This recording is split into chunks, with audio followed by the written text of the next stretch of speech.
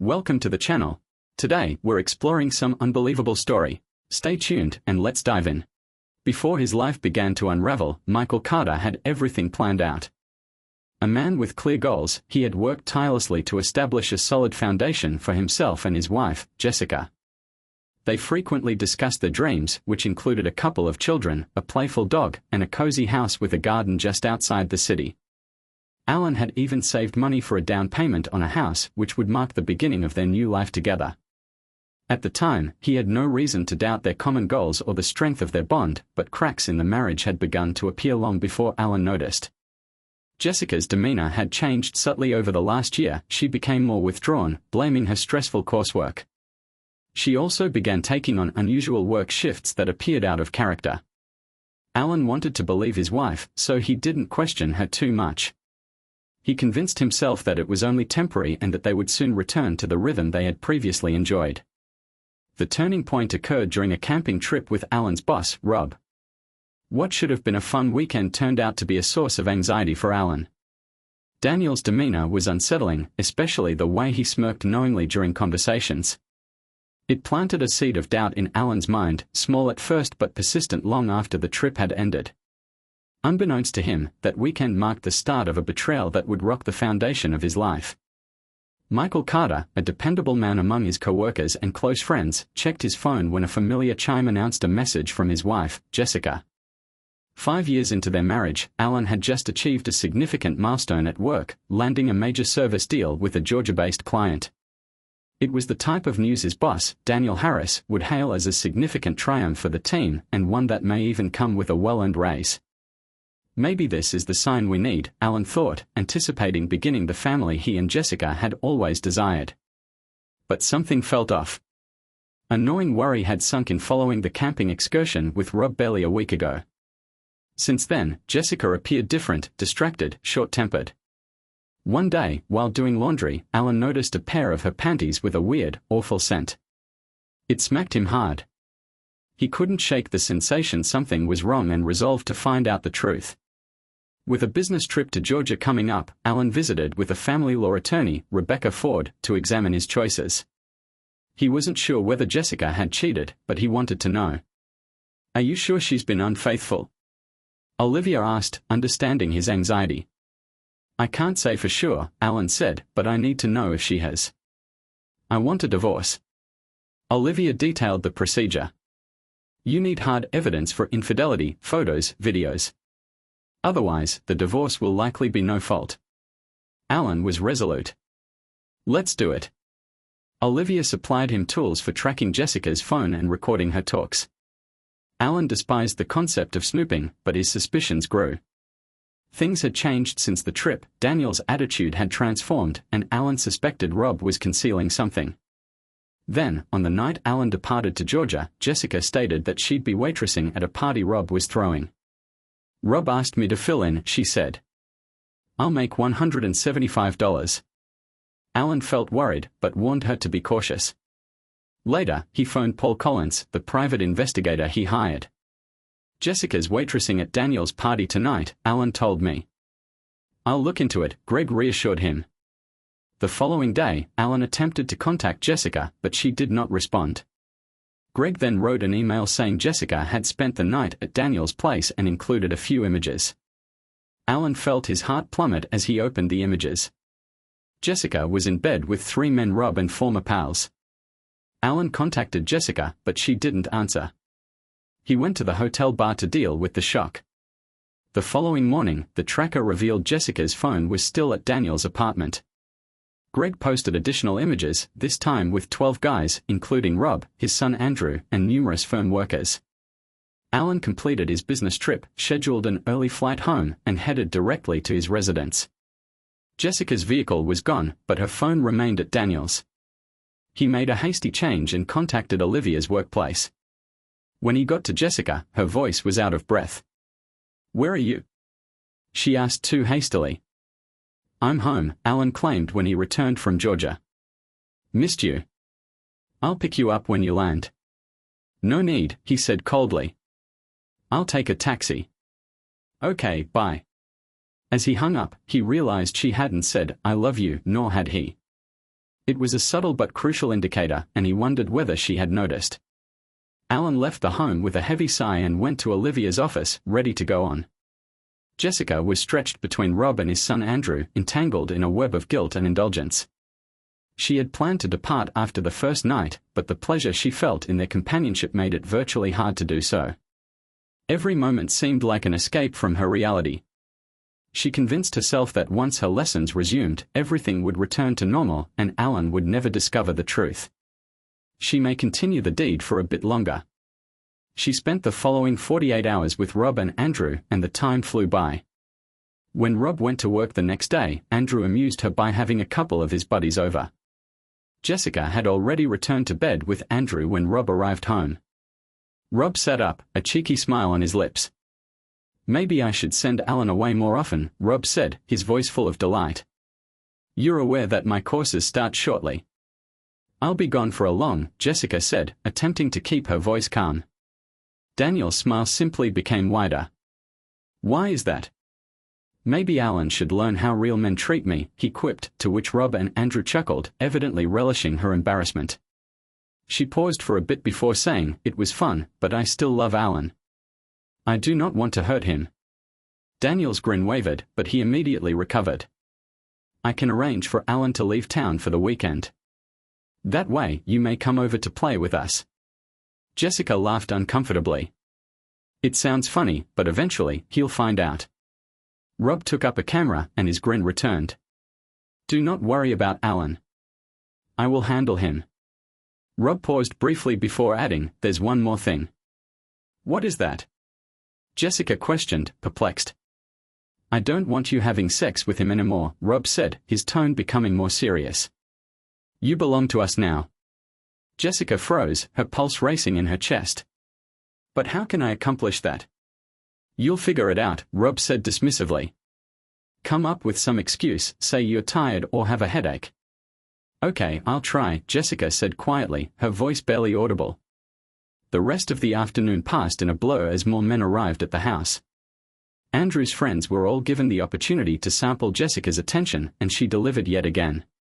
It was official now, she was a member of their world, and despite her inner conflict, a strange part of her enjoyed it.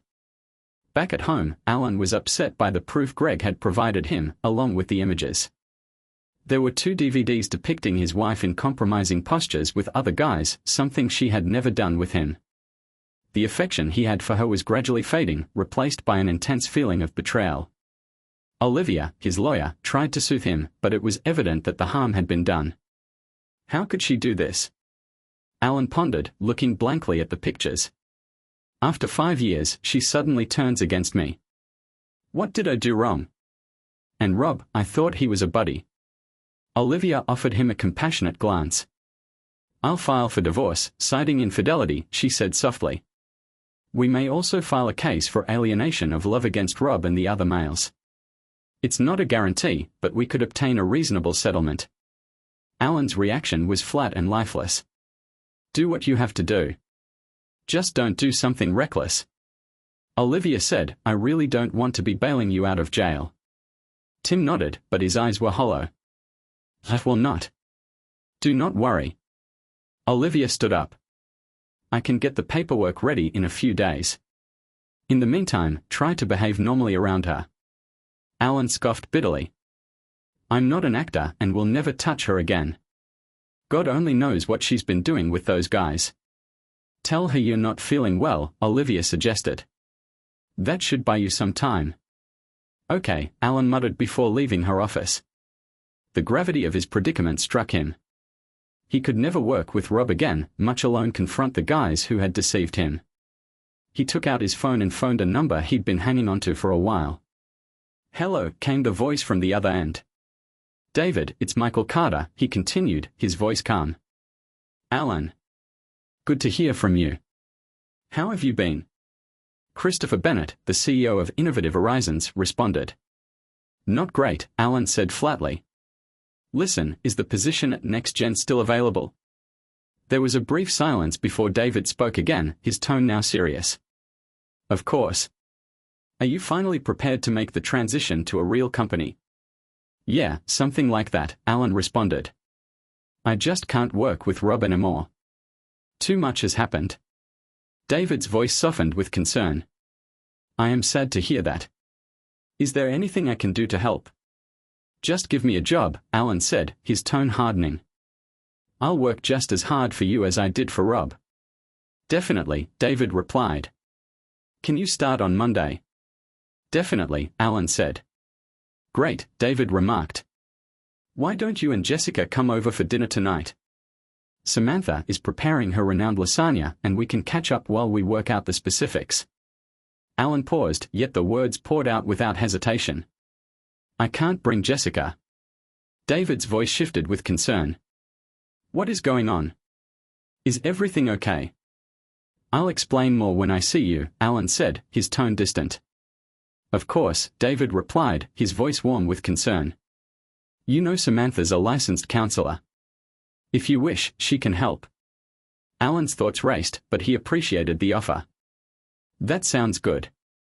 I'll take you up on that. Okay, I'll let Samantha know, David responded. Can you be here by 6:30? Yeah, I'll be there, Alan responded, feeling a tiny weight lift off his shoulders. Alan felt a sense of relief after hanging up the phone. He started the vehicle and headed home, but when he arrived, Jessica had still not returned. He walked inside, dressed quickly, and sat down to compose his resignation letter. Around 5 p.m., Jessica entered, but Alan was too preoccupied with his thoughts to look up. She approached to kiss him, but he turned away, leaving her with a peck on the side of his face. Surprised, she paused and gave him a puzzled look.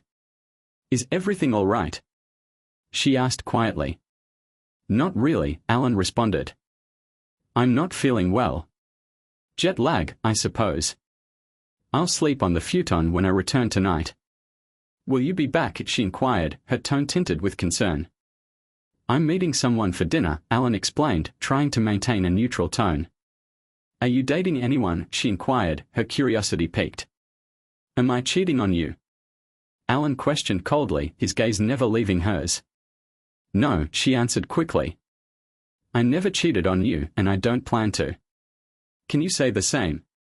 Alan's voice was icy. Jessica recoiled, her eyes wide with dread. Does he know? Alan didn't respond. No, he'll never find out, Jessica attempted to play it calm. Of course I can handle it. Alan's eyes narrowed. So how was your trip to Georgia? His voice was distant, uninterested. It went well, she quickly replied, avoiding his gaze. It was tough, but still fun. Alan's expression remained impassive. I bet, he replied flatly. He glanced at his watch without making eye contact. I should get going, he said, saving his work before shutting down the computer. He rose up, passed by her without speaking, and went to the bedroom to change. When he came out, Jessica was seated on the couch, evidently expecting him. How long will you be gone? She asked, attempting to seem casual. I don't know, Alan said, his tone tight. Don't wait up. Goodbye, he said, grabbing his keys and heading out the door, leaving her behind. As Alan drove away, Jessica couldn't shake the strange sensation that something had changed. He didn't kiss her goodbye, nor did he tell her he loved her, something he always did before leaving. The silence between them lingered, and she couldn't help but wonder if it meant something more than just a bad mood.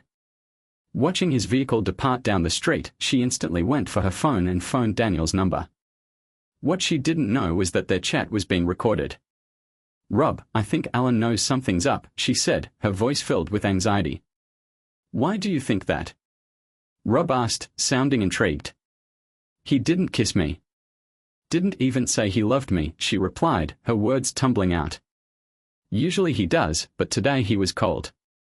He just said he had dinner plans and then left. Something is not right. Daniel's tone changed, now filled with curiosity. Who is he having dinner with? He didn't say, she explained, her voice cracking. And it's not just that, he was distant, almost like he was pulling away. What if he knows? What if he's planning to leave me? Jessica asked. Rob chuckled on the other end of the line, his amusement clear. So what if he does? If he walks, you've got a place with us. Don't worry about Alan. I'll make sure he stays out of the picture. But I don't want to lose him, Jessica exclaimed, a pang of panic rising in her chest. I still love him. Jake's laughter echoed through the phone. Yeah, I've seen just how much you love him over the last couple of days. His tone dripped with sarcasm. Jessica's face flushed with guilt, but she tried to steady her voice. It's not like that, Rob. I know what I did, and I liked it. But I don't want to lose Alan. I genuinely do adore him. Daniel's voice softened, yet there was an edge to it. Exactly. But let him stew for a little. He'll come around. And if he doesn't, well, we can manage that too. Jessica's heart accelerated. You're not going to hurt him, are you? No, Rob responded, his voice quiet and matter-of-fact. We are not going to hurt him. We'll just make sure he understands how things will be moving forward, and you'll help us make that clear. Jessica was taken aback, her thoughts racing. What do you mean? When the time comes, Rob said, you'll help us explain everything to him. Remember who you're with now. You don't want the school board to watch those films, would you? Jessica's breath stopped in her throat. You wouldn't. Oh, I would, Rob said, his voice becoming deeper. I have a lot of film of you out on hikes in compromising poses. Your body now belongs to me, Jessica, therefore you must keep Alan in line. Jessica's shoulders dropped as she felt defeated and afraid.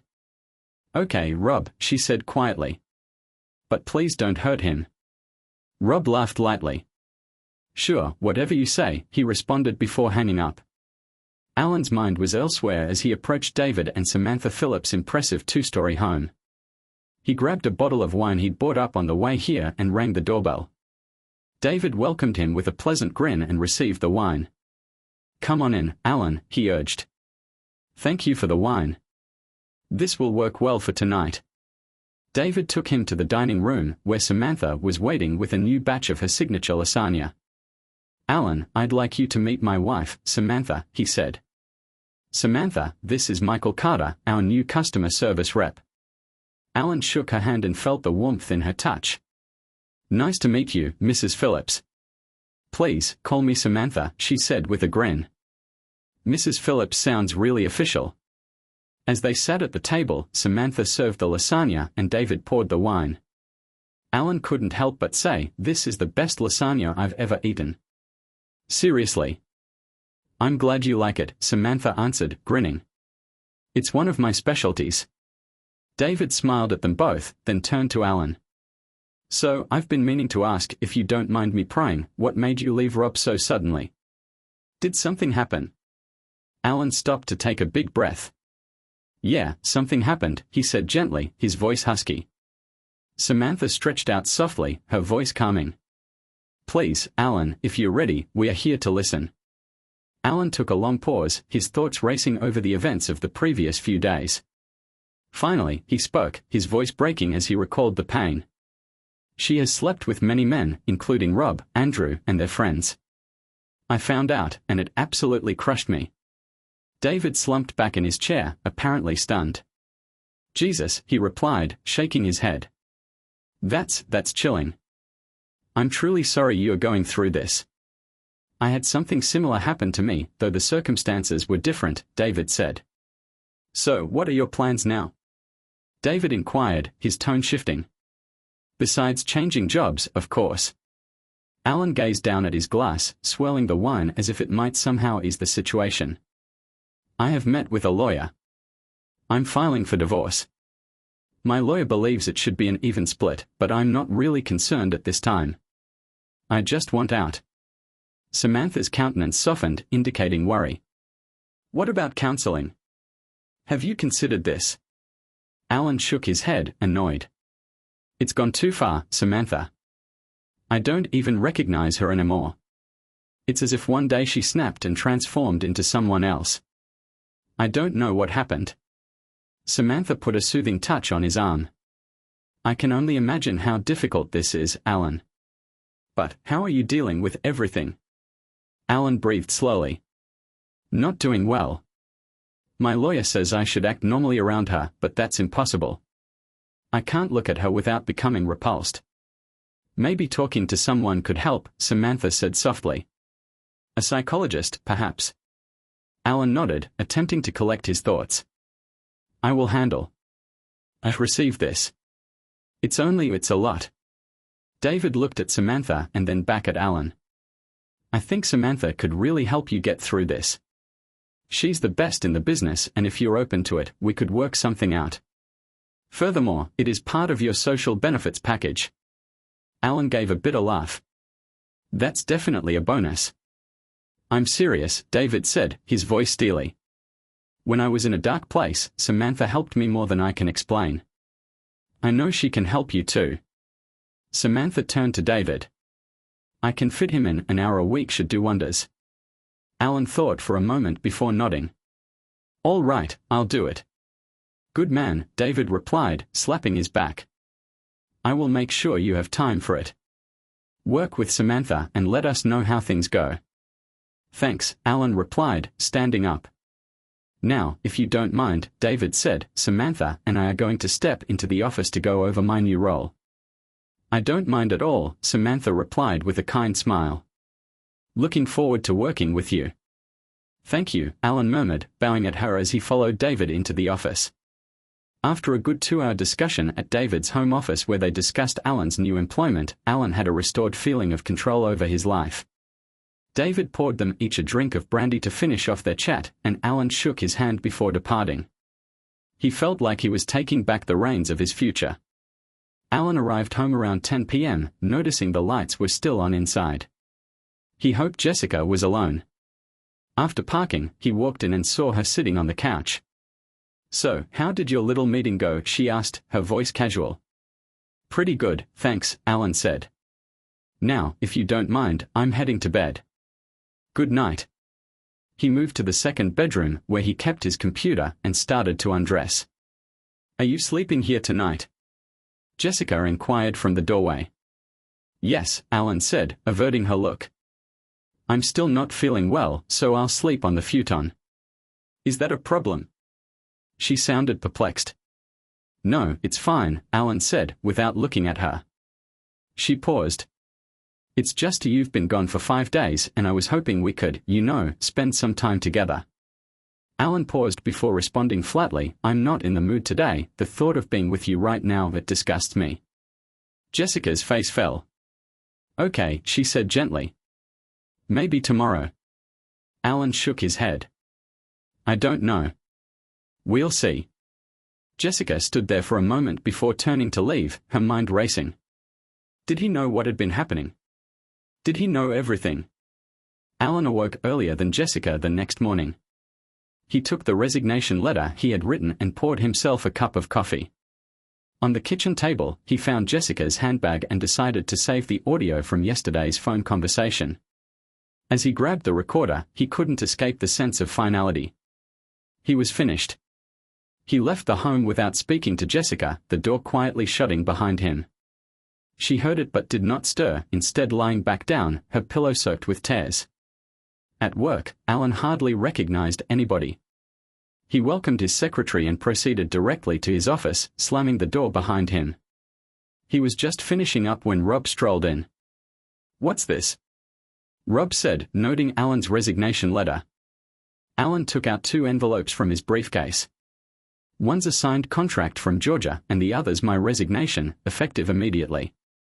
You owe me a bonus for securing the Georgia deal, as well as my final salary and the remainder of my vacation days.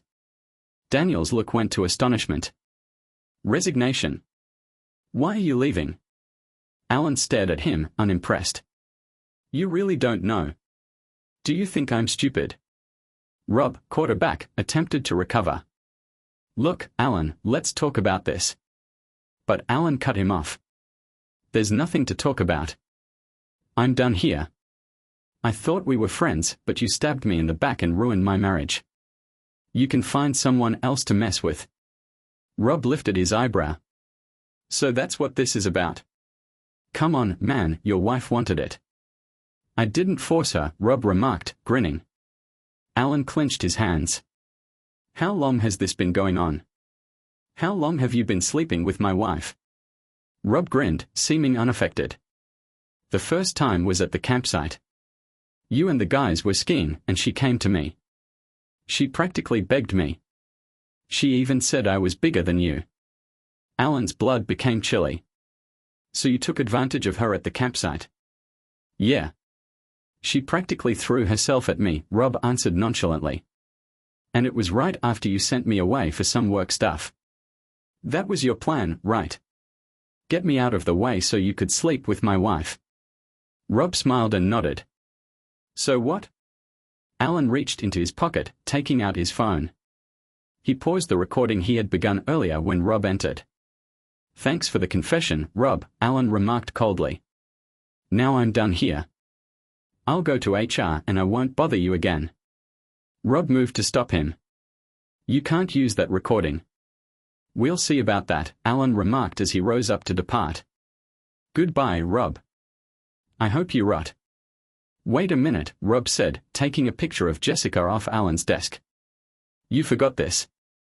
Alan turned, his face expressionless. I don't need it.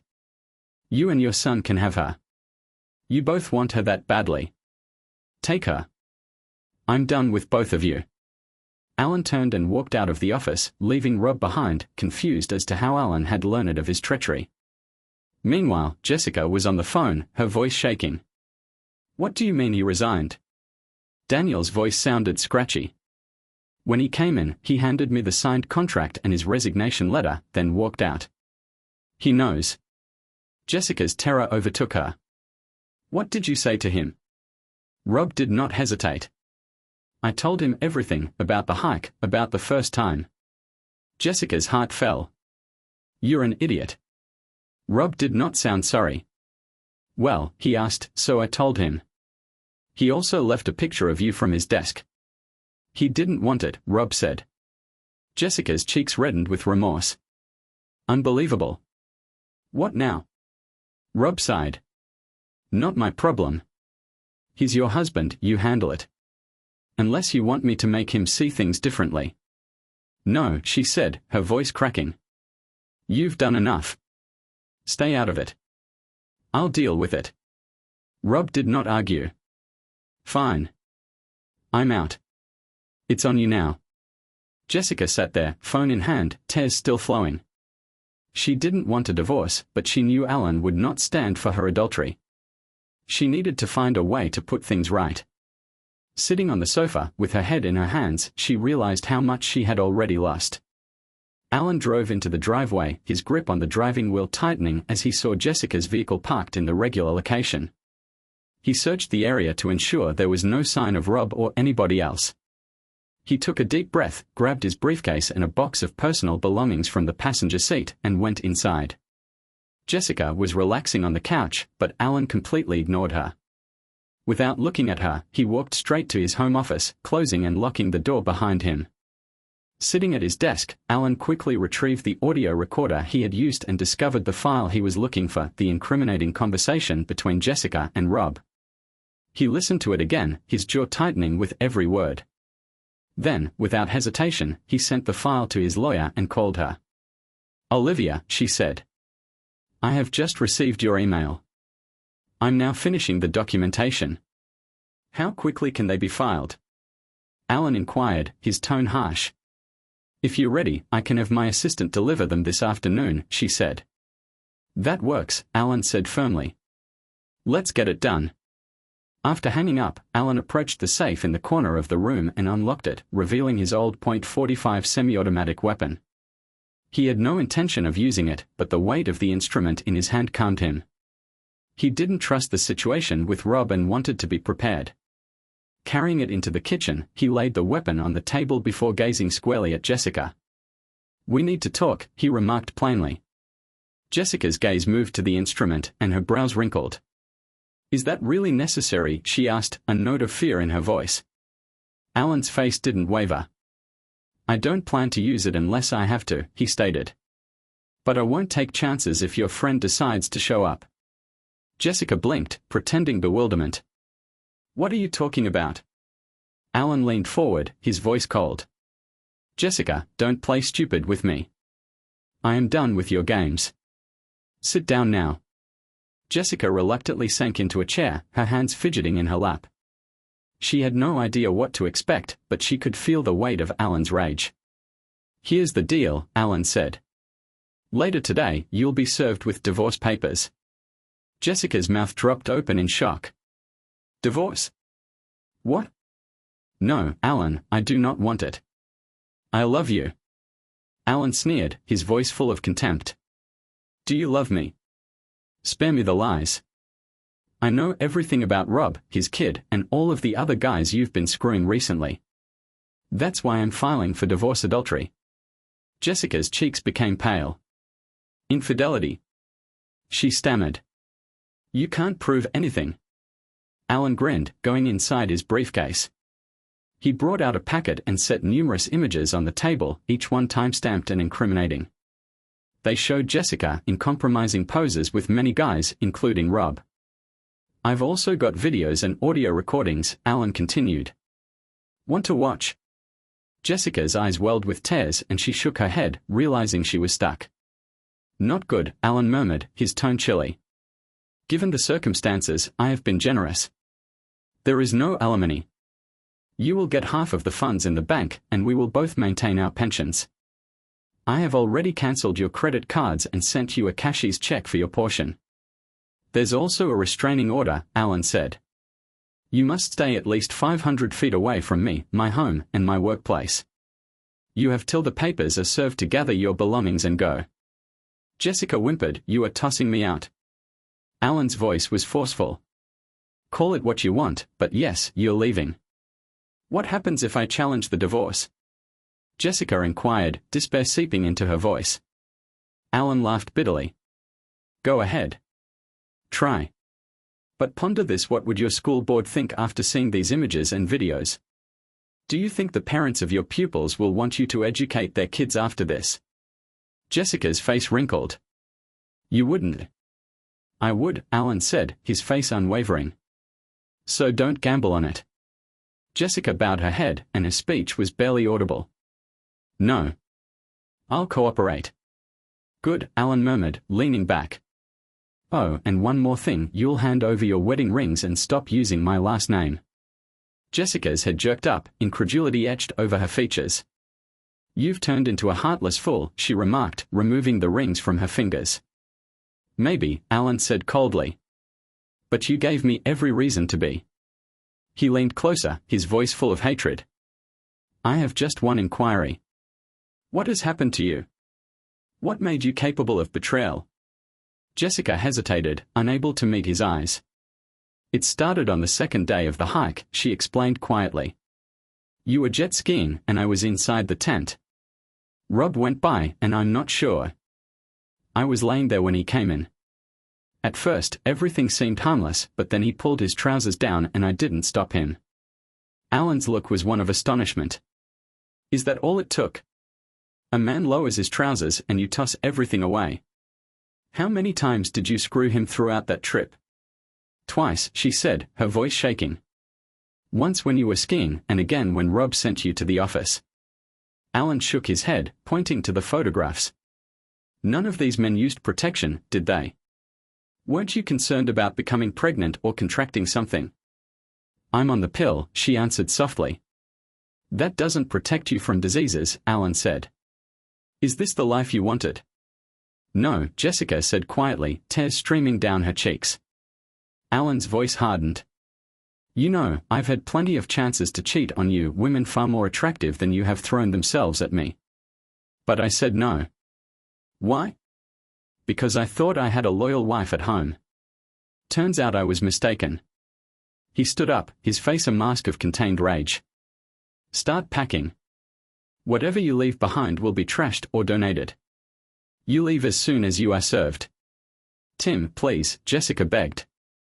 We can work this out, counseling, therapy. I will do whatever it takes.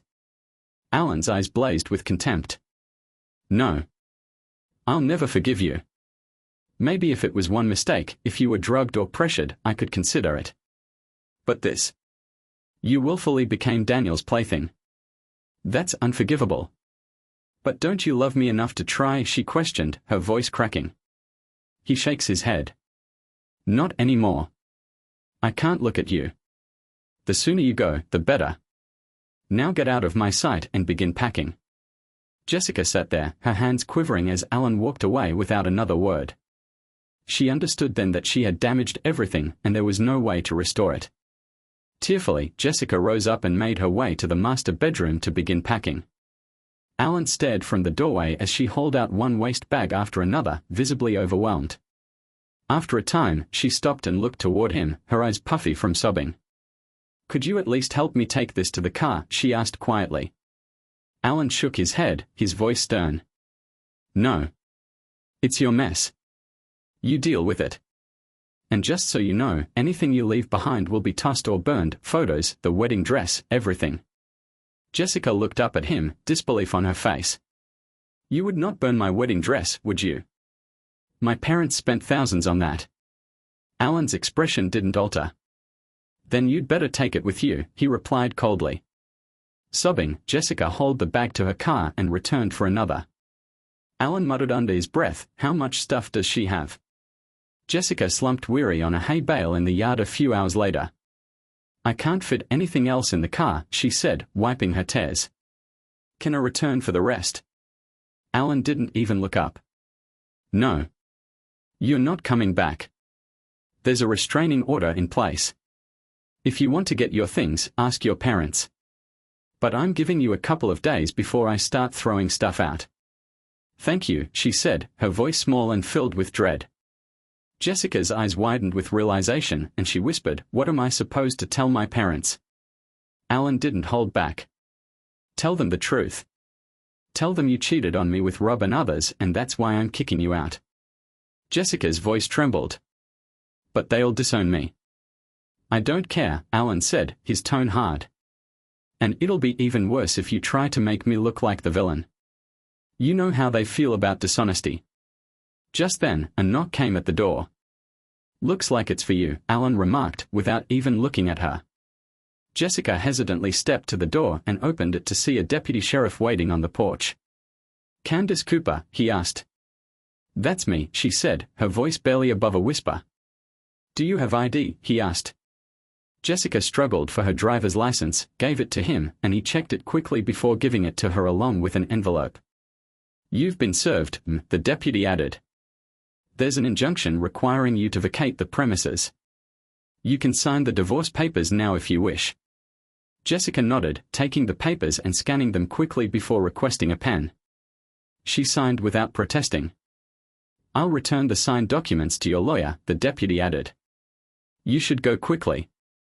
If you attempt to return, you will be arrested. Do you understand?" Jessica's eyes welled with tears as she nodded. "Yes," she answered gently, turning back to Alan. "I'm sorry." Alan didn't even meet her look. "Yeah. I agree. Goodbye." "Goodbye," she said quietly, stepping out the door. The deputy gave Alan a short nod before turning to depart. Alan recalls the days that followed as a haze. Jessica did not try to contact him. Rob left 2 furious voicemails on Alan's home phone, each one more menacing than the previous. "Alan, I know you're there," Rob shouted in one message. "If you don't drop this lawsuit, I'll come over and kick your ass." Alan grinned, copied the message, and sent it to his lawyer, Olivia, who promptly called the sheriff's department. Jessica's parents also contacted, asking if they might come pick up more of her belongings. "Sure. Just make sure she's not with you," Alan said. "There's a restraining order in place." "All right," remarked Jessica's father, Stephen, with a sigh of resignation. Margaret and Stephen returned later and grabbed what was left of Jessica's stuff, but not before attempting to persuade Alan to put off the divorce. "Alan, she made a huge mistake," Margaret replied, begging. "She is crazy about you. Just forget about everything and take her back." Alan regarded her skeptically. "What specifically did she tell you?" "She said she had a fight with your boss," Margaret said, looking down. "Is that it?" Alan asked. "Well, yeah," Margaret said, squirming uneasily. "She didn't go into any detail, and we didn't press her." Alan walked to his desk and grabbed an envelope containing photographs and DVDs. He gave them to Margaret and Stephen, whose faces were depleted of color as they looked through the evidence. "I'm sorry she didn't tell you the whole truth," Alan remarked coldly. "But this is what really happened. Margaret gasped, her face pale. I didn't realize it was this bad. I'm deeply sorry, Alan. I do not blame you, she said softly. Stephen's face flushed with fury. I will have a serious conversation with our daughter. This is unbelievable, he said, looking up at Alan. Have you done anything with these photos yet? Alan shook his head. Not yet, but I warned her not to fight the divorce. After some brief commiseration, they finished packing Jessica's belongings and left. They gave Alan a warm hug before leaving, wishing him the best despite everything. Later that day, while Alan was watching television, he heard a knock on the door. He looked through the peephole and saw Rob, Andrew, and two other men he recognized from his previous job. Alan did not hesitate. He entered his office, took the tool from the safe, and dialed the emergency number. Holding the weapon behind his back, he opened the door just enough to prevent them from entering. We are going to kick your ass, Alan, Rob snarled and stepped forward. Alan calmly pulled out the tool and pointed it directly at Rob. Do you really want to put me to the test? Alan inquired, his voice deathly quiet. Just so you know, I have already called the cops. If you're still here when they arrive, you'll all go to jail for breaking a restraining order. One of the other males spoke out, his voice unsure. Rob, I think he's serious. Rob paused, looking at the others. Just then, sirens began to sound in the distance and red and blue lights appeared through the windows. Alan didn't flinch. Yes, Rob. I'm serious. As Rob turned to go, two massive uniformed cops came at the entrance, barring their escape. Alan dropped the tool as one of the cops moved closer. Put the tool down, sir, the officer ordered, his tone hard yet calm. Alan obliged, putting the tool on the kitchen table. These men are violating the restraining order, Alan stated, pointing to Rob and his companions. They broke into my house and threatened me. I want them arrested. Do you have a copy of the order? The other officer asked. Alan nodded. I've got it right here. He gave the officer the envelope off the kitchen table, and the officer grabbed it, inspecting the contents carefully. After a few moments, he returned the document to Alan and turned to face the group of four men. Turn around and put your hands behind your back, the officer commanded. The guys stared at Alan as the cops handcuffed them and read their rights. After they were restrained, one of the cops returned to Alan. Do you have a permit for this tool? He asked. Yes, Alan said. Would you want to see it? Alan took out his wallet and handed the officer his driver's license and NRA certification card. The officer nodded after reviewing the cards. All right, the cop replied. Just be careful with it. I will, officer. Thanks, Alan responded. The following 3 months felt like a whirlwind for Alan. He was considerably happier at Innovative Horizons than he had ever been at Daniel's firm. Samantha's weekly sessions helped him deal with his anger and trust issues.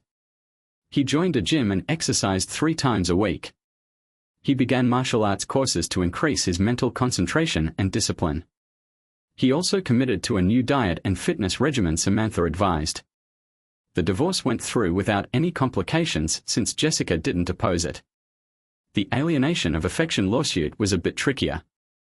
Ruby had warned that some people might lose their jobs because of it, and indeed, 2 of Alan's colleagues were fired. But the case against Rob surprised everyone. After hearing the testimonies and reviewing the evidence, including Daniel's financial records, the judge ruled in Alan's favor, awarding him $1 million in damages. Mr. Taylor, your acts in this matter have been admirable, the court stated. You took advantage of a guy who trusted you and used your position as his employer to intentionally ruin his marriage and family. Furthermore, you breached the restraining order on many occasions. I've ruled in favor of the plaintiff and ordered Mr. Taylor to pay him $1 million. Daniel's attorney jumped up in protest. Your Honor, this is completely illegal. The judge said, Mr. Winthrop, the court considers Mr. Taylor's behavior not merely unlawful, but also repugnant. The decision stands. Rob instantly drafted a check, which his lawyer delivered to the bank. After the court approved the check, it was given to Ruby, who then presented it to Alan. To Alan's amazement, the check cleared, and Ruby's half of the judgment was paid. Meanwhile, news of the case spread, and numerous of Daniel's former customers contacted Alan. Many companies started distancing themselves from Rob, afraid to deal with someone who had willfully damaged another man's life. Alan felt Daniel's career was as good as done and that he would be bankrupt within the year. During all of this, Alan avoided dating, even though numerous ladies from work expressed interest in him. He believed it was vital to properly close the chapter on his marriage before going ahead with anybody else. Once the divorce was official, he would be ready to start anew. After the divorce was final, Alan celebrated with pals from work. A few months later, Jessica's mother, Margaret, contacted him. "Hi, Alan. This is Margaret. Do you have a minute to speak?" she asked. "Of course, Margaret," Alan said. "What is going on?" "It's about Jessica," Margaret said. "She is if positive. She just received her test results." Alan felt a knot forming in his gut. "I'm sad to hear this, Margaret, but I'm not shocked. We are divorced now, therefore I'm no longer accountable for her. She is no longer covered under my insurance." "I know that," Margaret said. "But I was hoping you'd speak to her. She is definitely suffering right now." Alan pondered for a bit before agreeing. "All right. I'll stop by for a bit." "Thank you, Alan." "I really appreciate it," Margaret remarked, relieved. When Alan arrived at Margaret and Stephen's residence, he was surprised by Jessica's fragile and sickly appearance. She went cautiously toward him, but he raised his hand, urging her to back away. She sat on the sofa, grief in her eyes as she gazed at him. "You look good, Alan," she said calmly. "Better than I remembered." "How are you doing?" Alan asked. "I'm doing well," Jessica said gently. "I'm if positive." "I know," Alan said, his tone level. "I'm sorry to hear that, but I'm not really surprised. Do you know when you became infected?" Alan asked. Jessica glanced down. "I believe it occurred one of the occasions I was with Rob. That day, I slept with a few males without protection." "Has Rob been tested yet?" Alan questioned. "No," Jessica answered, shaking her head. "I still need to tell him, but I'm not looking forward to it." "I can imagine," Alan answered. "He's not going to take it well." "No, he won't," Jessica agreed. "But, Alan, I only wanted to apologize. I am aware that what I did caused you pain and ruined many people's lives. I could have stopped at any point, but I chose not to. I let my wanton selfishness to rule me. Now I'm paying for it. I had the finest spouse and partner anybody could ask for, but I threw it all away for something fleeting. I understand you have every right to detest me, but I don't want to die without knowing you've forgiven me." Alan focused on her words, recognizing the sincerity of her apologies. It was the first time Jessica accepted responsibility for her conduct and recognized the repercussions. He remembered his therapy sessions with Samantha and realized that clinging on to resentment would not help him recover. He had to let go if he wanted to go on. "All right, Jessica," Alan murmured quietly. "I forgive you." Jessica broke down in tears and collapsed into a nearby chair.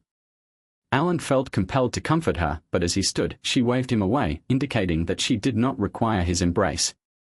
"Thank you, Alan," she said through sobbing. "You don't know how much this means to me." Alan took a long breath, attempting to preserve his calm. "I want you to find someone who truly loves you, someone you can trust and build a life with. You deserve that. As for me, I'm done with it all. I've moved on." "I will," Jessica murmured. "And if you ever need someone to talk to, don't hesitate to reach out." Alan's voice was calm but firm. "I will, Alan." "Thank you for coming," she replied softly but sincerely. "I've missed you these last few months." "I miss the woman I married," Alan said bluntly, the words hanging between them. "By the way," he asked, "how are things with Rob and Andrew?" Jessica shook her head, regretfully. "This is bad. It has become unbearable. Losing in court really set him off, and his business is falling apart as a result." "I noticed," Alan said, his anger still fresh in his mind. "Did he hurt you?" he inquired, apprehensive. "Not physically yet," Jessica said, her voice filled with apprehension. "But his temper is getting worse. If you want me there when you tell him about your diagnosis, I'll come," Alan promised. "No," Jessica said, shaking her head. This is something I need to do on my own. She sighed, her eyes downcast. You know, sometimes I think if I just kicked him out that first day, we might still be together. Alan's voice was firm as he responded, maybe. But I believe it would have occurred eventually. He was pursuing you for a long time. I think you're right, Jessica said gently. Look, I'm exhausted, she said, wiping her eyes. I need to rest before I head back.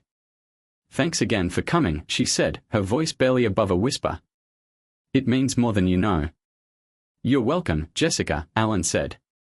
Just remember, if you ever want to talk, I'm here. I will, she replied, wiping tears from her cheeks. I will. Goodbye, Alan.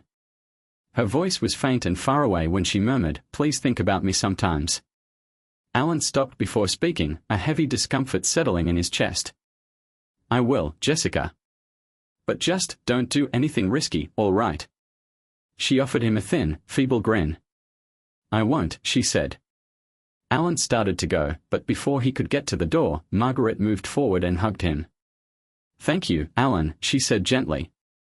This means more to her than you know. And to me, too. Alan pushed away from the embrace. Take care of her, Margaret. I will, Margaret pledged. A few weeks later, Alan was sitting on his couch, eating dinner and watching the evening news when he noticed something. The bodies of local businessman Daniel Harris, his son, and a woman thought to be his mistress were discovered earlier today in what authorities are calling a double homicide-suicide. The victims were discovered dead from gunshot wounds. Police are conducting an investigation, and further information will be published when it becomes available. Alan's heart fell as he absorbed the information. He had thought it may be her, and now the fact was certain. He instantly phoned Margaret's telephone. When she picked up, her cries filled the line. Margaret, what happened? Alan asked, his voice tight. We just found out, Alan, Margaret wept. Jessica is gone. Rob shot her, then his kid, and then himself. Alan's stomach twisted with shock. Oh my God, I saw the news. I hoped it was not her. I'm very sorry. That was her, Margaret said. Do they have any clue why this occurred? They are not sure yet, Margaret said, attempting to recover her breath. But I believe when Jessica informed Rob about her HIV, he lost it. They are undertaking an autopsy now. I'm truly sorry, Alan. I never wanted this to happen, Alan murmured quietly. I know, Margaret said. Jessica made her own choices, but losing your only child. It's awful. I'm simply glad you could make peace with her before it occurred. Alan stopped for a second. I like to think she's in a better place now. Thank you, Alan, Margaret murmured through tears. Let me know if you need anything. A few weeks later, Jessica's memorial ceremony was conducted, and Alan took the day off work to join her parents. The autopsy findings proved that Rob, Andrew, and Jessica were HIV positive. Police found that Jessica had informed Rob of her condition and suggested they get tested. When the results came back positive for both men, Daniel's rage erupted. He shot Jessica in a fit of fury, then killed his son before taking his own life. Alan spent the following several days in silent sadness, reminiscing on the years he spent with Jessica. But just as he thought he was starting to feel better, one of his colleagues, Rachel Brooks, paid him an unexpected visit. Hey, cowboy, she said, smiling. You look like you could use a drink. How about joining us for happy hour tonight? Alan paused for a moment, tempted to decline, but changed his mind. Why not? He eventually relented. I could use some company. Great. Cynthia smiled as she added, meet us at Pioneers after work. I'll be there, Alan said, feeling the weight of the last few months lift slightly. As Cynthia left, Alan leaned back in his chair, reflecting on everything that had happened. The pain, betrayal, and loss appeared to have culminated. But now there was something else. He was prepared to move forward. He had no idea what the future held, but for the first time in a long time, he felt a sense of hope. Alan arrived to Pioneers after work, where he was met by a pleasant buzz of discussion and the appealing aroma of grilled food. The pub was bustling with the murmur of customers relaxing from the day, laughing mixed with the faint strum of a guitarist playing in the corner. Alan hadn't been in this scenario in what seemed like a lifetime. He paused by the door, a tinge of self-doubt urging him to turn around and return to his solitude. Then he noticed Cynthia, her blonde hair catching the dim light as she waved to him from a corner booth. Her smile was bright and genuine, and for the first time in months, Alan felt something resembling hope stir within him. Taking a deep breath, he made his way to the table, his steps growing steadier with each stride. "Hey, cowboy," Cynthia greeted, patting the seat next to her. "We saved you a spot." The table was crowded with his co-workers from Innovative Horizons, a bunch he'd rapidly grown to appreciate. They greeted him with warmth and familiarity, a dramatic contrast to the cautious encounters he'd undergone at his former position. As drinks were served and stories were told, Alan found himself laughing, a genuine, unrestrained laugh that surprised even him. He realized how long it had been since he felt this light and free. As the night progressed, the talk went from business to life, with each participant giving details of their ambitions and problems. When it was Alan's time, he paused, wondering what to share, but Cynthia softly urged him. "Come on, Alan," she replied, grinning. "We are all friends here." Alan smiled, took a sip of his drink, and began. He spoke of his new job, the fresh start it offered, and the goals he was setting for himself. He carefully avoided the deeper scars of his past, but there was no bitterness in his voice, only determination. The table listened attentively, their support obvious. Cynthia's face softened as she leaned forward. "You know, Alan, you're stronger than you think. Not everyone could have come out of what you've been through with their head held high." Alan gave her a faint smile. "Maybe. But I couldn't have done it without a little help and a lot of perspective." As the gathering lifted their glasses in celebration of fresh beginnings, Alan allowed himself to reflect. Jessica's betrayal, Daniel's manipulation, and the subsequent chain of events all left deep scars. Yet, those wounds had also taught him resilience and clarity. He thought about Jessica, not with fury, but with a serene feeling of finality. He hoped she had found peace, wherever she was. Later, as the gathering began to wind down, Cynthia turned to him with a mischievous glint in her eye.